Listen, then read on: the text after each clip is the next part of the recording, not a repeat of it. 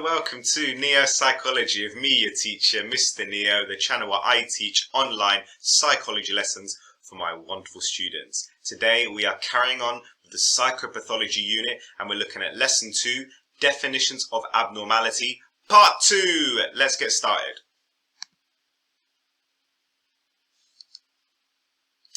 Have a look at the following images and determine if they are normal or abnormal, and if so, why or why not.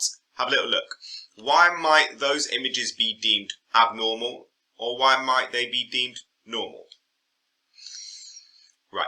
In the previous lesson, we considered ways to identify when a person's behavior and or mental state is sufficiently unusual to justify diagnosing and treating them for a mental disorder.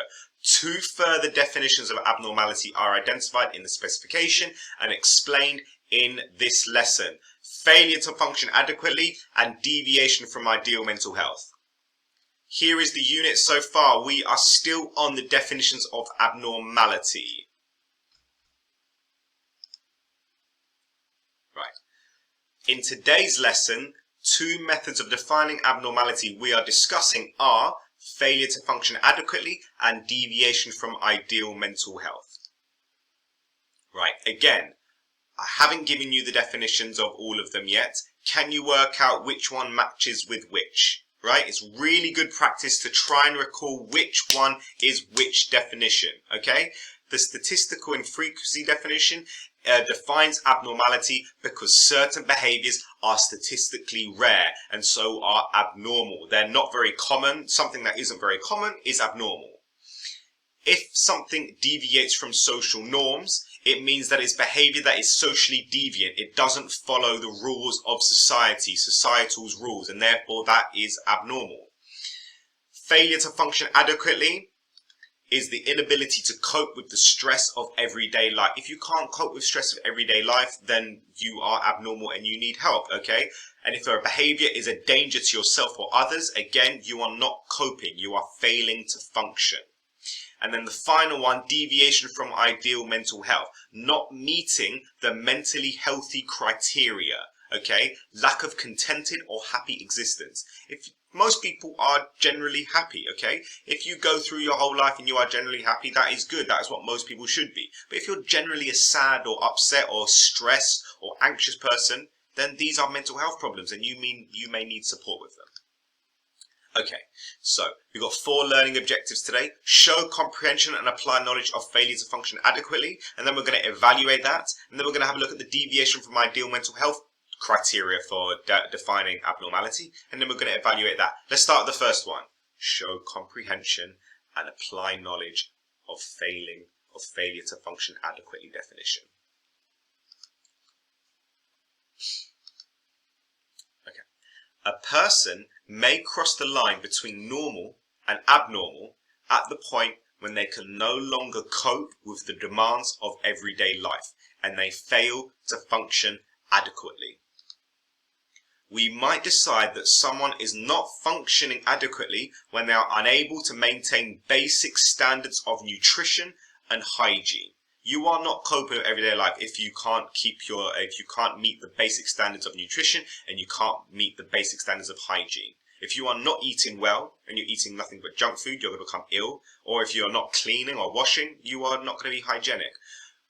We might also consider that they are no longer functioning adequately if they cannot hold down a job or they cannot maintain relationships with people around them. Okay? If you can't hold down a job and you can't make a living or you cannot maintain relationships, then you might be deemed that you are failing to function adequately. When is someone failing to function adequately? David Rosenhan and Martin Seligman in 1989 have proposed some signs that can be used to determine when someone is not coping. Let's have a look. Signs someone is not coping, according to Rosenhan and Seligman, is when a person no longer conforms to standard interpersonal rules, for example, maintaining eye contact and respecting personal space. When a person experiences severe personal distress, or when a person's behavior becomes irrational or dangerous to themselves or others. That is what Seligman and Rosenhan define as failing to function adequately. Here's an example: intellectual disability disorder. In the previous lesson, we looked at the example of intellectual disability disorder and saw that one of the criteria for diagnosis was having a very low IQ. And that's looking at abnormality through the statistical infrequency definition. Okay, if you've got a very, very low IQ, that is quite rare, and therefore you are abnormal. However, a diagnosis would not be made on this basis alone. An individual must also be failing to function adequately before a diagnosis would be given. So you can't just look at each individual definition of abnormality alone. You often need more than one to have a diagnosis for something, for a mental health disorder. So if I give you a quick example, we might have someone that has got an abnormally low IQ of, say, below 70. That would give them the definition of intellectual disability disorder, okay? However, if they're not failing to function adequately and they are maintaining basic standards of nutrition, decent standards of hygiene, they can hold down a job perfectly well, and they're good with their friends, and they've got a partner, and they've got good relationships, then according to the failure to function adequately definition, they're functioning perfectly fine. It doesn't matter if they've got an abnormally low IQ. They're doing great, okay? So depending on the definition that you look to define abnormality, defines on whether you get a diagnosis of abnormal or normal. So, failure to function adequately. Finish the definition off, draw a picture to illustrate the key term, or summarize the key term into 6 words or less if possible. Give that a go now, please. 2 minutes, give that a go. I haven't given you the words because I think you can work it out. Right. Failure to function adequately occurs when someone is unable to, say it out loud, say cope, actually say it. Yes, cope with ordinary demands of, did you say every day? Every day or day-to-day living is fine, okay? Someone can't cope with the ordinary demands of day-to-day living, okay? So if you think that in someone's normal life, if they are constantly anxious, right, or stressed, they might have an anxiety disorder, and that would deem them abnormal. That would be a mental health problem, okay, which you would need help for. So this definition has a look on whether you are able to function in everyday life or not. Right, here's a question on paraphilias.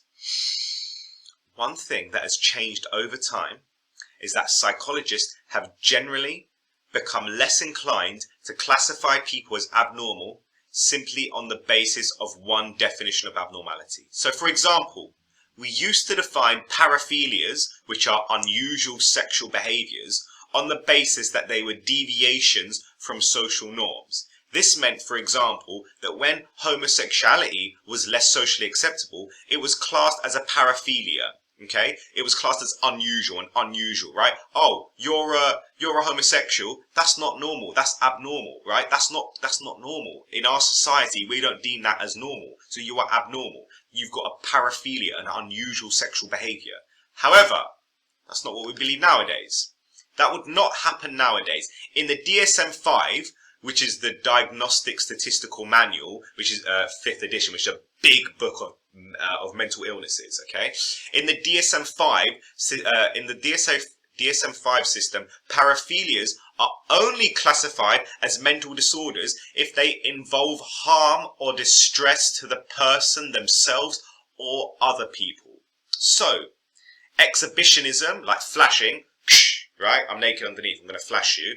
And Freuterism, which is rubbing up against someone in public, are still considered abnormal because they cause harm and distress, as well as being deviations from social norms, alright? So if you're on a packed train, tell that weirdo behind you that's rubbing up against you, bruv, you got Freuterism, you're abnormal, okay? Consensual sadomasochism and cross-dress and transvestitism, which is cross-dressing, you know, a man dressing like a woman or a woman dressed like a man, are no longer classified as abnormal simply because they deviate from social norms. So, here's the question. Explain why, according to the definition of abnormality, paraphilias such as transvestitism may not be deemed abnormal, whereas other paraphilias such as exhibitionism, like flashing, may be deemed abnormal. Give that a go, please. Pause the video. Give that a go now, please.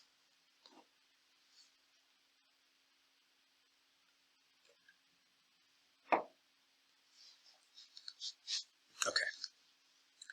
Paraphilias are unusual sexual behaviors. The unusual bit shows that statistical abnormality plays a role in our understanding of paraphilias.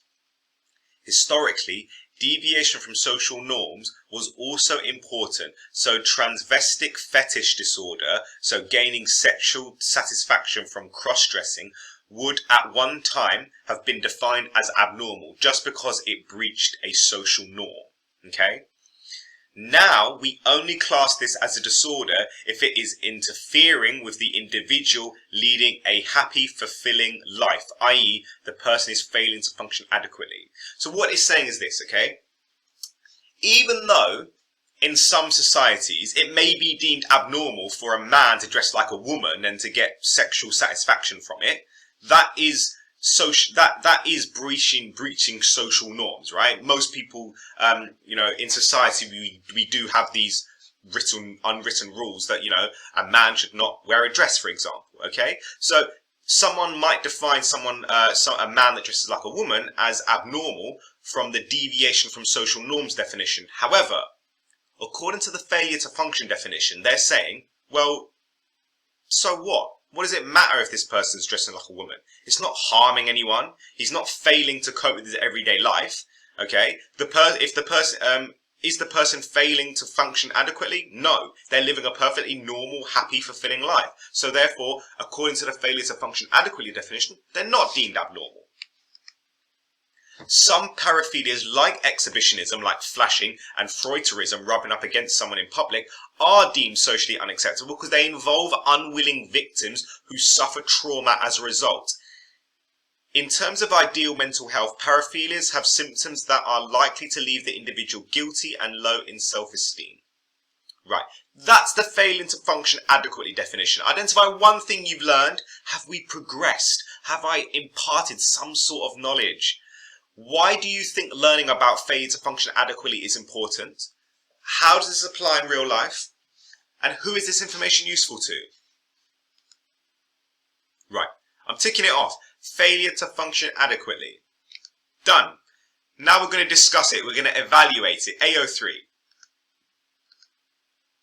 What are some of the strengths and limitations of failure to function adequately to define abnormality? Right. Subjective judgments. When deciding whether someone is failing to function adequately, someone has to judge whether a person is distressed or distressing. Some patients may say they are distressed, but may be judged as not suffering. There are methods for making such judgments as objective as possible, including checklists such as Global Assessment of Functioning Scale. However, the principle remains that someone, for example a psychiatrist, has the right to make this judgment. Okay? The subjective judgment is difficult to decipher if someone is distressed. Okay? If someone isn't functioning adequately. It's quite difficult to do that. There are judges or scales for it, but at the end of the day, it has to rely on usually a psychiatrist or a psychologist or a GP or a doctor to make that subjective judgment. Furthermore, patient's perspective. A strength of failure to function adequately is that it does not attempt to include the subjective experience. It does attempt to include the subjective experience of the individual. It may not be an entirely satisfactory approach because it is difficult to assess distress, but at least this definition acknowledges that the experiences of the patient and or others is important. In this sense, the failure to function adequately definition captures the experience of many of the people who need help. This suggests that failure to function adequately is a useful criteria for assessing abnormality. It takes into consideration the patient's perspective. Okay, can you write both of those evaluative points into a Peel paragraph structure? Point, evidence, explain, and link. Give that a go now, please. 2 minutes.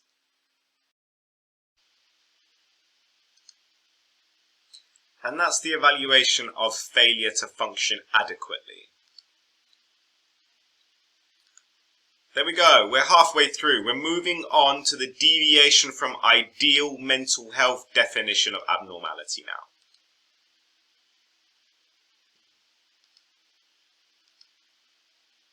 Deviation from ideal mental health. A very different way to look at normality and abnormality is to ignore the issue of what makes someone abnormal, but instead think about what makes someone normal. In other words, we consider deviation from ideal mental health. Once we have a picture of how we should be psychologically healthy, then we can begin to identify who deviates from this ideal mental health. So, it was Mary Jahoda in 1958 who suggested we are in good mental health if we meet the following criteria. 1. We have no symptoms of distress. 2. We are rational and can perceive ourselves accurately.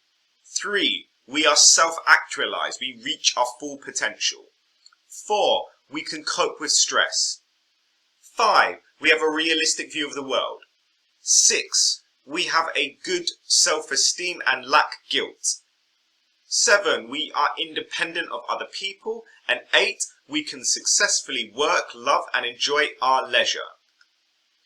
Are you mentally healthy according to Jahoda? How many of these criteria do you personally meet out of 8? I would say I meet about half of them. Right. Inevitably, there is some overlap between what we might call deviation from ideal mental health and what we might call failing to function adequately. So, we can think of someone's inability to keep a job as either a failure to cope with the pressures of work or as a deviation from the ideal of successfully working. Deviation from ideal mental health. Complete the definition, okay? Deviation from ideal mental health occurs when someone does not meet a set of criteria for good mental health, okay? Try and draw an image to illustrate the key term. Right. Application question with John. A problem with both failure to function and deviation from ideal mental health definitions is that they do not help us make objective judgments about people who choose a lifestyle outside the mainstream. Some lifestyles can be considered maladaptive because they involve high-risk activities or considered irrational because they involve unusual religious or political beliefs. John is a well-qualified 25-year-old software analyst who has chosen to live an alternative lifestyle in a squat. Okay, a squat is usually like an abandoned house that people are just living in. He does not regularly work. He struggles sometimes to keep his hair and clothes clean because his current squat does not have running water. Apart from this inconvenience though, John is happy. Now, according to the failure to function adequately and ideal mental health criteria, should John be considered abnormal? Give yourself 5 minutes, write your answer down, practice writing it down. Don't just do it in your head. Don't just do it telepathically. The exam isn't done in your head. You need to write your answers down. Get some good practice. If you do the exams with a laptop, do your work on a laptop then, okay? It's good to work as you usually would, right? According to the failure to function adequately and ideal mental health criteria, should John be considered abnormal? Write your answer yes, no, and justify it, right? Answer quote parts of the question in your answer just to justify. Okay? Application AO2, let's have a look at the answer now. John has some of the characteristics we would often associate with failure to function adequately. He does not regularly work, and he has some difficulties in maintaining personal hygiene. To some people, John's choice to not work regularly or not live in a standard accommodation like a house where he is well qualified to when he is well qualified to earn a good living would seem irrational. On the other hand, John shows no distress and is no danger to himself or anyone else. It is harder to judge some of Jahoda's criteria for ideal mental health in relation to John because they are so personal to him. He does not suffer distress, and he works when he wants to. We don't know what his potential is or whether his lifestyle could be a response to an inability to cope with stress. Even if it is, it might be considered very sensible. And that's deviation from ideal mental health. Identify one thing you've learned about this definition. Why do you think learning about this is important? How does this apply in real life? Who is this information useful to? Right, that's LO3 done. Learning objective 3, we are done. We're moving on to the final learning objective to discuss and evaluate deviation from ideal mental health as a definition of abnormality. What are some of the strengths and limitations of deviation from ideal mental health? Again, cultural relativism. Some of the ideas in Jehoda's classification of ideal mental health are specific to Western, European and North American cultures, so they are culture bound. For example, the emphasis on personal achievement in the concept of self-actualization, meeting your full potential, would be considered self-indulgent in much of the world because their emphasis is so much on the individual rather than the family or the community. Similarly, much of the world would see independence from other people as a bad thing. Such traits are typical of individualist cultures rather than collectivist cultures. So if we live in a Western, European, North American individualist culture where it's all about the individual, you've got to make yourself the best, right? Be the best you can be. Meet your potential. Don't rely on others. Those are individualist ideals, okay? If we go into non-Western society or more collectivist cultures, they would say, actually, it's not important. What is ideal mental health is not necessarily making you the best you want to be. It's being part of a community, part of a society, part of a group, a society in which you can help and support each other. That is what would be ideal mental health. And not and being reliant on others isn't a bad thing. So there's cultural relativism here. That is a limitation. It sets, also Jehoda's criteria sets an unrealistic high standard for mental health. Very few of us attain all Jehoda's criteria for mental health, and probably none of us achieve all of them at the same time, or keep them up for very long. Therefore, this approach would see pretty much all of us, well, everyone we know anyway, as abnormal. We can see this as a positive or a negative. On the positive side, it makes it clear to people the way in which they could benefit from seeking treatment, say counselling, to improve their mental health. So it's saying that, look, all of us would benefit from some sort of counselling or some sort of psychological therapy, anyone to talk to and share some of your problems with. But on the other extreme, deviation from ideal mental health is probably of no value in thinking about who might benefit from treatment against their will. It sets an unrealistic high standard that no one can meet. According to Jehoda's criteria, we are all mentally unhealthy. Okay. Can you write those two evaluative points into a Peel paragraph structure, please? Point, one strength, one limitation of deviation from ideal mental health as a definition of abnormality is evidence. For example, or research found this. Explain. This is a limitation. This is a strength because. Link it back. This shows that. We can conclude from this that. Okay? Peel your evaluative paragraphs to get the most marks from them. And that is the evaluation. Tick. We are on to the plenary now. Number 1. Which of the following is a good example of abnormality being defined by statistical infrequency? A. A depression score in the bottom 50% of the population. B. A depression score in the top 50% of the population. C. A depression score in the top 1% of the population. D. A depression score in the bottom 50% of the population.